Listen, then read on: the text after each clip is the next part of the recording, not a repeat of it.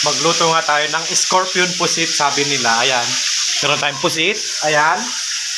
Isinalang ko na ang unang salang. Ayan siya, oh. Tinuhog ko na nga rin ng stick. Ayan. Medyo para hindi siya masunog. O, diba? Ang ganda niya. Ang ganda pala nito. Yan, oh. Scorpion pusit.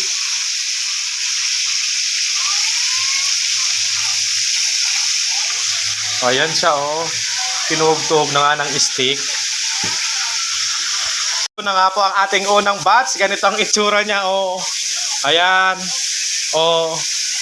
Scorpion daw yan. Ano yan? Parang hindi ko nakuha maigi yung ano. Hindi naman naging scorpion, naging bulaklak eh. Ano? Oh. Scorpion pusit. Nagsalang na ulit ako ng isa pa. Ayan siya, oh.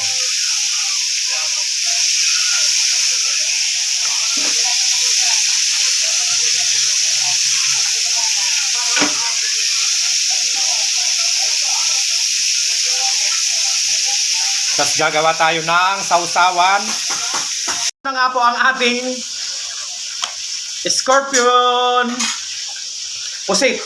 Ayan, kakain na tayo. Tikman na natin. Ito ang ating sausawan na malupitan dyan. Oh. Ito, oh. Subukan na natin kung masarap talaga siya. Ayan. Sabay sausaw.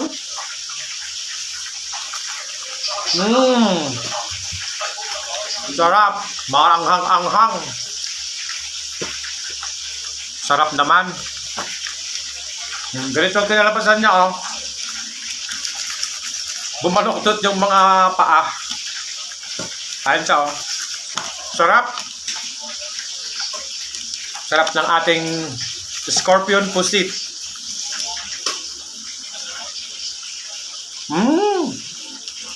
Rice nga. Mapaparice kayo talaga pag ganito. Sarap. Simple lang naman itong gawin eh. Prito-prito lang.